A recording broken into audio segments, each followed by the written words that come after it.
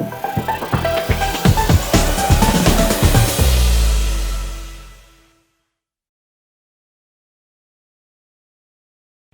here with Doug Allan, the multi-award-winning wildlife and documentary filmmaker.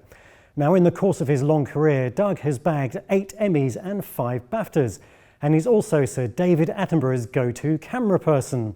So let's find out more about Doug's career from the man himself. So Doug, your journey to being one of David Attenborough's go-to professional companions started in Fife in Scotland, when you saw a man with a snorkel clearing plastic waste from a river. Was that particular moment what inspired your love of diving? It was certainly the start of my love of diving because, you know, I'd been watching this fairly old gentleman swimming around and things, and when he finished, he walked backwards, which you have to do with your fins on. He walked backwards, came out of the water, and he saw me looking quizzical, and he said, "Do you want a shot?" And I said, you know, I was about 8 or 9 at the time, and I said, yeah, lovely. So he put the mask on my head and just walked me out to waist deep, and I looked over and I looked down and I could see all these minnows nibbling around at my feet. And of course, you know, you've no idea until you put a mask on how clear everything becomes. And I think it was that I thought, gosh, this could be exciting. And so I was lucky. We went on the early package holidays to the Mediterranean, and that's a great place to learn to snorkel and dive. You know, lots of things to see there, warm water too.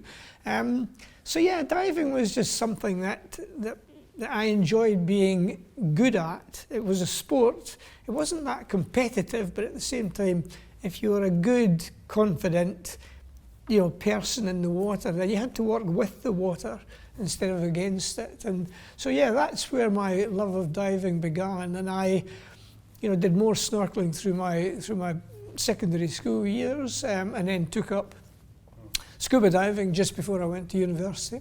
Excellent.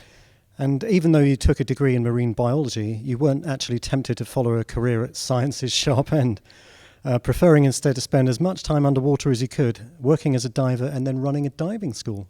Well, that's right. I came out and what I wanted to do was to somehow stay involved with biology, marine biology, and work more as an assistant for biologists. So yes, but that led to an expedition to the Red Sea with a bunch of biologists from Cambridge University, but that was a short-term contract, so to speak. And yes, I then ended up over a summer in Jersey running the dive centre at Bully Bay, which was really good fun. You know, we basically worked off the slipway. Jersey has big tides, as you know 10-metre tides at the springs. So it was funny because sometimes the new people would lose something underwater, but you could go and look for it, but on foot. Because we tried to dive with them at high water, but if you lost something, you just waited till the tide was out and then you could walk around where we had been diving and look for the things. But no, it was good fun doing that. I enjoyed it, and it gave me I had a lot of autonomy with doing it. You know, people would come into the shop at Bully Bay and they would see us, you know, what we've been doing, and they'd say, can you give us a, quick course?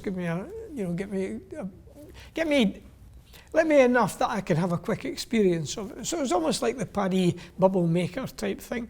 So you would take them down, teach them to clear their mask, clearing ears, things like that, a bit of buoyancy control, and then have a quick swim around the area off the quay. And it was the beginning, I think, of it. A lot of other people would come back and they would want to sign up for the whole course, but it was good fun. I enjoyed that. That was in 1975 I did that. And in 1976, he started a 9-year spell working as a research diver with the British Antarctic Survey Station at Cygni Island in the South Orkneys. In terms of helping shape the person you are today, would you say this was your big break? My time in the Antarctic, which started in 76 with a winter at Cygni, was then followed up with 2 winters at Cygni, then 1 winter at Halley, and finally 1 winter back at Cygni again. There's no doubt that my time in the Antarctic was, I think, my formative years.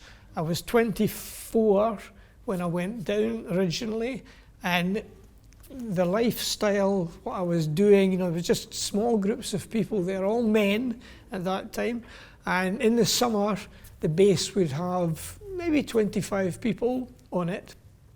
But then in the winter, when the ships went north, when the sea ice formed, there might be just 12 or 15 of us. And you had your support staff and your scientists. The support staff were diesel mechanic, tractor mechanic, cook, communications engineer, what have you. And as a diver, I was one of the support staff. My job was to make sure that the scientists, marine biology, and the guys working in the lakes, just to make sure they got their work done safely, efficiently. But I was also encouraged to train anyone on base who wanted to learn to dive. I could teach them to dive. And so it's quite remarkable. Some people decided they didn't want to dive until the winter, learn to dive until the winter. So they were basically taught from zero underneath the ice.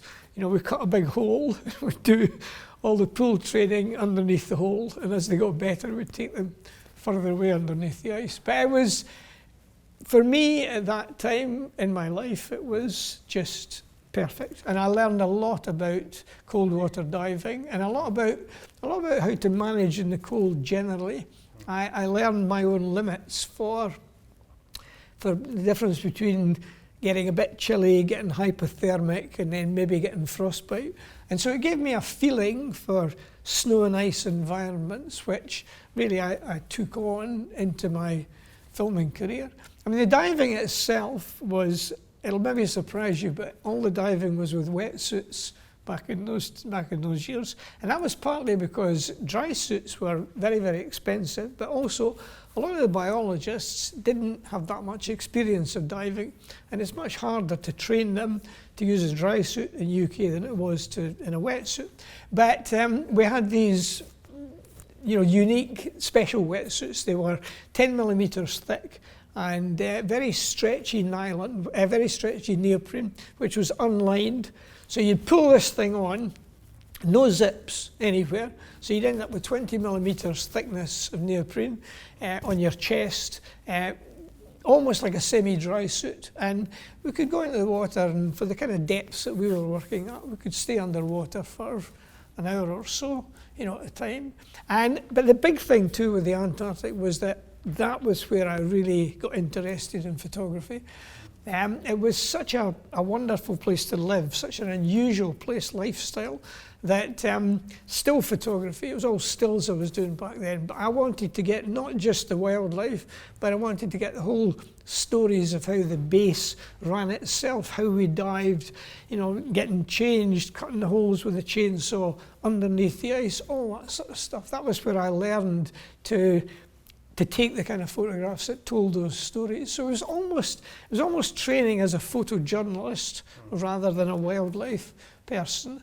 And it's some of those pictures are amongst my most valuable today in terms of giving talks and showing people how it was. Excellent. And the next stage for you, in 1981, you met David Attenborough and decided to take a movie camera on your next BAS assignment to Halley Station, where you spent the winter with emperor penguins. Selling some footage to the BBC led to more filming. And was it this that set you on the path to becoming a full-time cameraman? Meeting David was undoubtedly one of these, points where after that you're faced with going in a certain direction or following maybe David. Him and his a very small film crew came onto our base for just 2 days from a naval ship. They were filming for David's second big series called Living Planet. And they wanted to come on our base. David do a few pieces to camera and just what have you.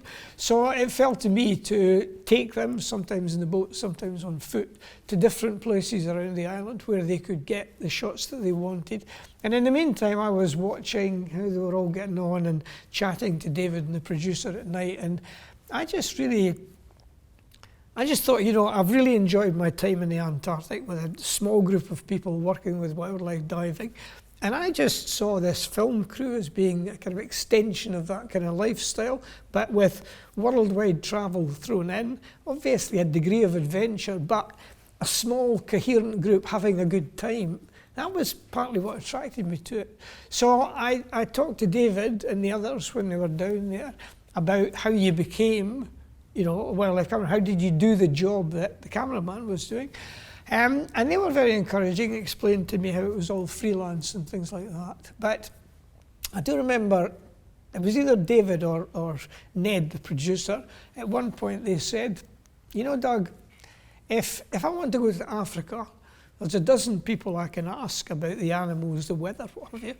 But if I want to come back to the Antarctic, I'll have to come to you. He made it sound like, although I'd rather go somewhere else. But basically he said, because you're the only person that I know who knows about the animals underneath the ice, cold weather, etc., preparing equipment. And the implication was that if you want to slip into the business, then play to these unique skills that you have, because not many people, have those. And sometimes I wonder if I'd met David on a coral reef where lots of people were working, would it have been very different? So yes, the next time I came back from UK and wondered what to do there in a way, and I was offered the base commander's job with the British Antarctic Survey, but down at Halley. Now, Halley is a really different place from Sydney. There's no biology, no diving, it's all ionospherics. But I did know that about 12 miles from the base there was a colony of emperor penguins. And so I decided to buy a 16mm camera and take it down, and I approached the BBC and I said, look, I'm going down, would you be interested in the footage that I bring back? And one of the series that was just kicking off was a series about birds from all over the world. So the producer said to me, well, look, can you get this, and this? So I was able to visit the emperor penguins at Halley and get some of the shots that he wanted, took it back to UK. He then said, this is good, I want this for my series. And can you also look at these other animals that I want to take, that I want to get pictures of, these other birds? So I looked at his list of birds and I realised that this other base called Sydney that I had spent 3 winters on, he could get all those birds if you went down to Sydney for a whole summer.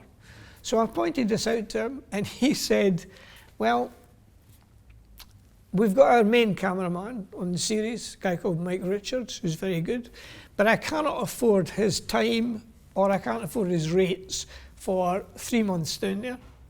Will you go down there and work for a pittance, basically, quite a low rate? And he explained, look, you haven't got a lot of experience, you're not using high-end equipment, the old Bolex, etc. He said, but if you take this up, then when this series comes out, a significant bit of Programme 1 is going to be yours. And that, he said, will be the best showreel, the best way to show off your talents that you've got. So I decided to do that, and I went down and I did that filming for him. So it was kind of, David led to the Emperor Penguins, or influenced my decision, the Emperor Penguins. The Emperor Penguins led to a longer shoot. And I would say by the end of, mid-85, I was kind of established and could see a way ahead to making it full-time. So over the years, you've returned frequently to both the North and South Poles, producing a raft of high-profile award-winning films and series for major worldwide TV networks. But which ones would you say are your career highlights, and why? Oh, career highlights. I'm lucky. I've had so many memorable moments from the Arctic and the Antarctic. I guess certainly filming leopard seals, or the sequence that we got of leopard seals for Life in the Freezer back in '92, I think, something like that. That was very exciting. There were a good film crew on it, and at the time, leopard seals were perceived as being almost too dangerous to go in the water with them, but I had a little bit of experience with them when I was on Sydney, and I thought, no, as long as the visibility is okay, I don't think this animal is going to come up out of the blue and attack us. So we wrote this big sequence of leopard seals hunting adelies, and that turned out to be very successful. So that was really exciting. And then later on, polar bears coming out of their den, which is something that had been filmed before, but that one for Planet Earth, myself and Jason, my field assistant, we got the first ever chance for a film crew to go to a place called Land, which is a little archipelago about 100 miles east of Svalbard, the main northern archipelago. And this is a specially protected area, and no film crew had ever been given permission to go there before. We wanted to go there because some scientists, 25 years earlier, 2 of them had spent a spring on Land, and they discovered this valley, the Bogon Valley, where they had 25 dens come out of that one valley. So we thought, let's go there, you know, try and get that sort of number. But the beauty of that was, the wonderful thing about that was that the Norwegians said, this is still a highly protected area, so we want you to do everything on foot, no snow machines. And there's 2 of you, and you'll live in this cabin. It was an old trapper's cabin that was built in 1935 and was still used by the scientists in the summer after the bears had gone. So basically it was just 2 people, Jason and I, in this small cabin, nearest other person, probably 120 miles away, doing everything on foot, temperatures down to -40, coming into contact with polar bears that are potentially dangerous. And it just seemed to draw on all the experience that Jason and I had of looking after each other in the cold, making sure we didn't have frostbite, being able to chase away polar bears without hurting them. And eventually it was crowned by a sequence of a bear coming out of its den. And just everything about that was what I enjoy. You know, small crews, couldn't get any smaller than 2, making demands on everything you knew about the environment, the animals, and finally getting success. So I'd certainly pick that as a highlight. And then the other one, more recently than that, was the killer whales washing the seals off the ice floes in Antarctica for Frozen Planet. That had never been filmed before, and I had actually heard about it 30 years previously when I was working in the Antarctic, but we'd never had enough information together, so to speak, to go after it. So we went for that one. I think we were lucky, you know, because we found one pod, and this pod was doing all the attacking, and we were able to film it on several days. But then later on, the scientists that we were working with put a satellite tag onto the pod, and they found that this pod would feed in the Antarctic for about a month, and then they would swim north all the way to Brazil and spend a month in Brazil slowly digesting, you know, minimizing that blubber that they'd put on in the Antarctic. Then they'd swim back to the Antarctic. So if we'd chosen the wrong month to go looking for them, they might have been, you know, 2,000 miles away. So there's that one. And the other one, if you give me another one, would be my times on Everest. You know, I don't just do wildlife, I do expeditions, science, that kind of thing.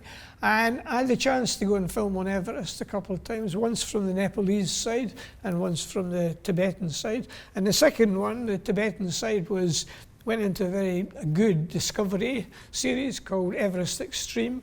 And that was another one that took me to, you know, the limits of physical stuff. We were up, I didn't go all the way to the top, but we were up about 7,200 meters and waiting for people to come down off the top. That was pretty harrowing, watching them come back with frostbitten feet and hands and all this sort of stuff, and grabbing interviews with them as they passed through. But you know, high up again, that's a place that allowed me, you know, needed all the experience, all the ways to read the snow and the ice, and to be happy on fairly steep slopes filming at the same time. So Everest, and it was just experiencing the mountain from a very intimate point of view. So I've enjoyed those. Those I would say are probably the ones that really stick in my mind, but there are many others that make life special. So Doug, many stills photographers watching this will be curious about making a move into filmmaking. Obviously, video functionality is available at the flick of a switch. But what advice can you offer to actually get started in creating wildlife films? Filming is very different from stills photography. Stills photography, you're looking for the shutter at the 1 second that everything comes together. Movies are all about telling stories. So the first thing to do if you want to make interesting movies is look at other movies, learn how they should be shot in order to be edited. Then, as far as professionally is concerned, well, you know, there are lots of opportunities to make very professional looking sequences or films, and then you need to take those as a showreel and somehow get them in front of the kind of people who will offer you a job. Quite often the first step is to become a camera assistant. There is more need for assistants now than there used to be. For that you need to get familiar with the equipment, familiar with digital downloading, that sort of thing. And again, that may be a case of trying to get some work experience at a higher company or within the BBC or within any of the big production companies.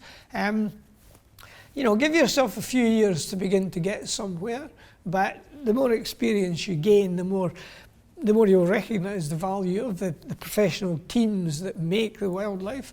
And you know, there's still good stuff that you can do in UK, and look for films that involve people as well, so that you involve presenters or potential presenters in your series as well. But you just look at all the stuff that's out there, decide what's good, what's bad, and then find out what you know, why it's good or bad. Cool. And how would you define your own style, and how long did it take to achieve it? Well, it's interesting. My style with wildlife is really, give me a good piece of behaviour, let me film it. I don't really need any fancy tricks or anything like that. I need a good piece of behaviour, and I will get the shots that a good editor can put it together seamlessly. But I do enjoy different styles. You know, I've worked on dramas, I've worked on what you call ob-doc documentaries, which are great because when you're shooting wildlife, you're often a long way away on the end of a long lens. Animal shouldn't be reacting to you, but you are just watching what the animal's doing and thinking close up, wide shot, let it leave frame, all this sort of stuff. Whereas ob-doc with people is kind of the same. You can't control it, but you're often right in there with the group. And what's interesting with that is that it's often what's being said that is really more important. So you're listening all the time and watching, but aware that big chunks of the dialogue are going to have to come out. But at the same time, you have to get shots of the people alongside listening and all this sort of stuff. So ob-doc, when something is happening, and Everest Extreme was a classic of that, you had to get things while they were happening, you had to be ready. So it's a very different hat you put on from, you know, from wildlife. And then of course underwater is another thing completely from topside. Of course. So what would be your preferred setup for cold climate wildlife filming on land and also underwater? Well, the most important thing is to have warm clothing, or clothing that keeps you warm, because you can't film properly if you're getting chilled. So same time as different clothing depending on -10, -20, -40. Equipment these days it actually runs quite well. You know, these solid state cameras that we use, you just really have to make yourself a barney or a cover for them that keeps the wind off it, and then enough batteries to keep that camera running in standby, because the camera then keeps itself warm. Lenses, big lenses sticking out the front, you might have to winterize them beforehand because they don't have the same electronics, and and sometimes in very cold temperatures the grease will just, you know, freeze up, and you just can't either use the servo motors or even manually focus. So you might have to get them stripped down and the normal grease replaced with other stuff. I have a friendly freezer store down in Avonmouth, and they're capable of dropping the temperature down to about -30. So sometimes if I've got equipment I'm not familiar with, I'll take it down there, leave it in there for a few hours, and then come back and see what works and doesn't work. So it's some preparation of equipment, some preparation of your body, probably a lot of experience really, and knowing the questions to ask. Absolute temperature is not as important as what's the wind going to do, because it's the wind that will suck away that heat from you, and that'll make it really chilly. You know, if it's a calm, sunny day, you can work happily down to 20, 25, but you chuck in 5 or 10 knots of wind on top of it, and that's different. Underwater, well, it's all about dry suits. It's all about ideally having somewhere warm to to get yourself ready and then slip in, but that's not always possible. Sometimes you might be driving along an ice edge and what's happening is just off the ice edge, in so which case you, I don't know, be tough enough or somehow get yourself into the suit there and then get into the water, bearing in mind that it's going to be harder to rewarm when you come out. So there's always a level of discomfort. You know, discomfort comes with a job. You can't expect to be comfortable all the time, but so, you know, but at the same time, I know how cold I can get without it affecting my performance, and sometimes you pull out all the stops just to stay that extra 10 minutes in the water. Let's say you were filming one job for the BBC and another for the Discovery Channel. Would you approach those two in a slightly different way or not particularly? How you film really depends on what you're filming and who you're filming it for. Even among wildlife producers, there are different styles that the person wants to create. So you really have to listen to the producer and get on their wavelength and then film in that certain way. As far as, you know, what I call blue chip wildlife, which is straight wildlife behaviour, no presenters, it doesn't really matter if you're filming for Discovery, the BBC or whoever, but the minute that you bring a presenter into it, then that's another element that you have to know how to handle. And then if the wildlife is a small part and you're making a film, say, about a conservation organisation, then, you know, it's more ob-doc type documentary type stuff. And as I say, what I've enjoyed over the years is putting different hats on for different things depending on what I'm doing. A lot of planning and logistics is involved for filming wildlife, of course, and you have to spend long periods working in very difficult conditions. But where would you draw the line between your personal well-being and getting the job done? How often have you endangered your own life to get the shot or capture the footage you need? There is a lot of work goes into it. I mean, there's a huge production team behind you, researchers, production managers, producers, who are all getting together all the information so that you can be hopefully in front of the behaviour at the best time with the best chances of capturing it. We try not to feel endangered. You know, we hope that we recognise the behaviour, the subtle changes in animals' behaviour, which will tell you when it's beginning to get bored with you or feels threatened by you, what have you. We're always, you know, for example, the classic one's a polar bear. I mean, lots of people get killed every year from polar bears, and they are very clever. They will creep up on you, you know, because they smell you, etc. So you need to have a means of chasing away a polar bear without injuring it. Anyone can carry a rifle and try and shoot a polar bear, but much more satisfying is to carry, you know, flare pistols that fire explosive shells, to have your wits about you, that you see the bear from a long way away. You can tell if it's coming to you out of curiosity or out of threat. You can take appropriate behaviour. So I think the key thing is that you may be threatened, you may feel in danger, but that doesn't mean that you have to, you know, kill or injure the animal to chase it away. You know, there have been times when, you know, a bear has come close enough and I've had to drive it away with rubber bullets or pepper spray, this sort of thing. You keep your wits about you. You know, there's animals, you know, very aware of your body language. And if you adopt the wrong body language, you can encourage an animal to come at you, or you can give the message, I can see you, just keep your distance, you know, leave it. How do you overcome any local difficulties while on assignment, for example, with logistics and access, or politics and cultural differences? Well, we had an interesting case in Chad. I was filming in Chad on a series about deserts, and in the middle of Chad there's this very small sort of landlocked pond with a canyon behind it. And there was a theory that there were crocodiles in this area which were totally isolated from other crocodiles, and there were subspecies of Nile crocodiles. So we had a scientist who was very interested in the DNA of these crocs. So we all went in a Land Rover, producer, myself, scientist, etc.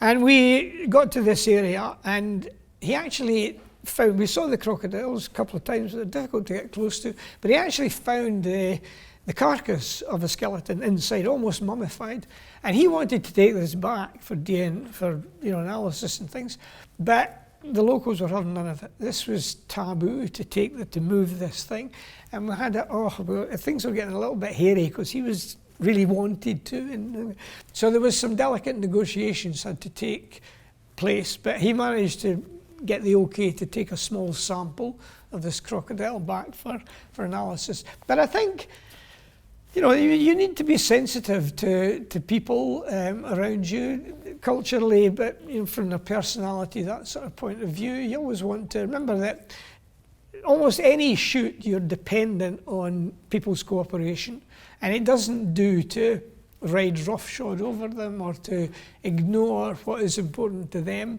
to try to accommodate them and to keep everything flowing smoothly. I don't think it, well, you know, it does matter. One of the key things, one of the lovely things I learned working in the Arctic was working with the Inuit, the local people. Now, they talk very little, and they certainly don't offer you advice. So they get so many film crews coming up there who think they know what to do, and the Inuit just kind of stand back and let them do it, and then they come back with nothing. But the secret with working well with the Inuit is to go up there and you learn by listening. That's something they say. You learn by listening. So you say to them, well, you know, I'd like to film narwhal, and so I'll just follow you while you look for them. And it means that you go out and you sometimes find them and you sometimes don't. But what that Inuit doesn't want to hear is, why are the narwhal not here? Well, you know, I thought you said we'd find some today. You know, they just don't work like that. And that is a great thing to become aware of. And when you do listen to them and then learn a bit, then they recognise your experience, and the whole thing bounds over better. So I think there are other forms of filming which are probably run into more of those problems than wildlife, but pure wildlife, because we're going for stuff in the wildernesses, you know, that can be easier now than others. Although having said that, you know, there is so much filming now goes on that I think maybe there is more conflict at times. So let's talk about your book, Freeze Frame. Obviously, filming and stills photography are very much part of who you are, but you really value the permanence of the written word. So can you tell us about the genesis of the book, how it actually came together? It's true that I do think, you know, films are here today and gone tomorrow. Maybe not quite so much now with iPlayer and things, but and also, you know, with stills are very different from movie. You know, stills, you're looking for one arresting image, and I was doing a lot of public speaking, and I just thought I would love to bring together a collection of my stills rather than having them as disparate, you know, little articles and things. I'd like to bring them together in a book, and in that book I could answer the questions that people often ask me. I did think about doing a proper autobiography, 100,000 words. But to be honest, it got so boring, really, as I wrote it. I was getting bored with what I was writing. And so I remember sitting bolt upright one night and thinking, you know, I could just do this as short stories. And they could be 200 words if that was appropriate, or 1,500 if I wanted. And I would just go straight into them, and I could cover all the questions that people asked me, but I could also put in little things that I hadn't had a chance to discuss before. And it would be, you know, a summation of most of my best stuff. It would take me all the way from my roots in the Antarctic all the way through to the most recent shoot. So I decided to do that, and then the other revelation was to do it as a self-published book, because by the time I had that brainwave, and by the time I knew the look of the book, I had a good friend, Simon, who's a book designer, and I'd looked at enough books of photography and things that I didn't want lots of pictures and a big block of text and that. I wanted them all integrated. And so Simon showed me some books that he'd done, and he was on my wavelength. Rose Kidman-Cox, who used to be the editor of BBC Wildlife, I wrote several things for Rose when she was in that position, and I knew that we were on the same wavelength when it came to how to write things. So I just decided to self-publish it with the help of those two. And it's a decision that I absolutely think is great, because I know that if I'd gone to a publisher and sold them on this idea, from that point forward I would lose control. I would lose control over the content, the style, the design, all that. And I knew that with Roz and me and Simon, we could produce something special. So that's where it came from. And it was, I wanted to be able to sell it, you know, without I wanted to have all the distribution controlled. So as a matter of interest, here's a fact. It cost me £30,000 for the first 3,000 copies. That was paying Simon, paying Roz, paying for some graphics, etc. Nothing for my pictures, because they came free, and nothing for my time. So it cost 30 grand, and that was for the printing as well. So that's what it cost. And I sold those 3,500 pretty quickly, and I've been reprinting about 1,000 or 1,500 every year or so since then, and I've sold 12,000 copies. I wouldn't have sold so many had I not been doing so many talks, but it's been a very successful commercial enterprise, and it's still really satisfying. I love the feedback that I get from people when I open a copy for them. And obviously it has an introduction from Sir David Attenborough himself. That's it. But you also make a great point in your foreword, where you say we're very privileged to have access to all this amazing wildlife in this ecosystem. And yet we're not exactly, is the human race, doing particularly much to preserve it for the future. So, I mean, what are your kind of thoughts about that? Well, we're certainly not doing enough. Nowhere near enough. It's very gratifying to see that finally the big wildlife series are packing an environmental message. Because I think, to be honest, what was happening before was we'd make these wonderful series, and what they were really doing was encouraging people to go and see these things for themselves. Now, whether that's just part of the evolution of human nature, I don't know. But certainly there's more worldwide tourism now to go to see wildlife and other things than there has ever been. So we need to be taking, huge steps to protect that wildlife, but especially we need to be taking big steps to control climate change, because we've had a degree of climate change. We're pretty much locked into another half degree, no matter what we do. Don't let anyone kid you that by bringing in all the Paris Accord things, that somehow we'll stop at 1.5. We're going to get 1.5 if we stopped all CO2 emissions tomorrow. What we're more likely to get is 2 or 2.5, and then we're relying on technology that we don't yet have to actually suck CO2 out of the atmosphere and bring it back down to what we want.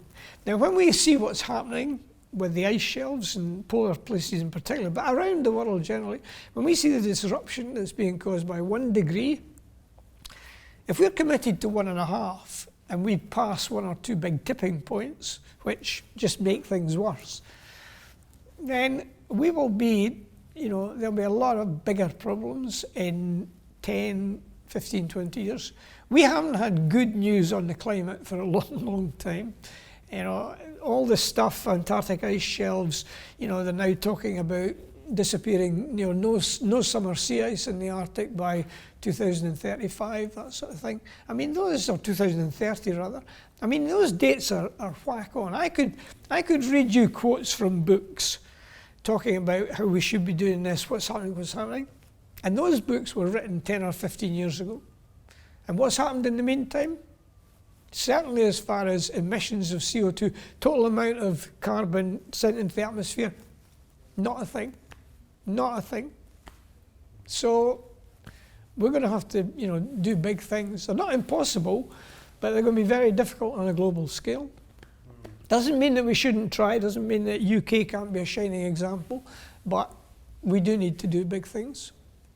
Well, food for thought. Thanks very much. Food for thought. Yeah, sorry to end on such a gloomy note. Well, thanks very much for talking to us today, Doug. Obviously, one of the benefits of anyone wanting to buy the book from DougAllan.com is that you can write a personal dedication. If people go onto my website, DougAllan.com, you'll get taken straight to the buy a book. You click on that, and then because I have your email address from that, I can write to you and I can say, look, do you want me to put something special in your book? And that will be my pleasure.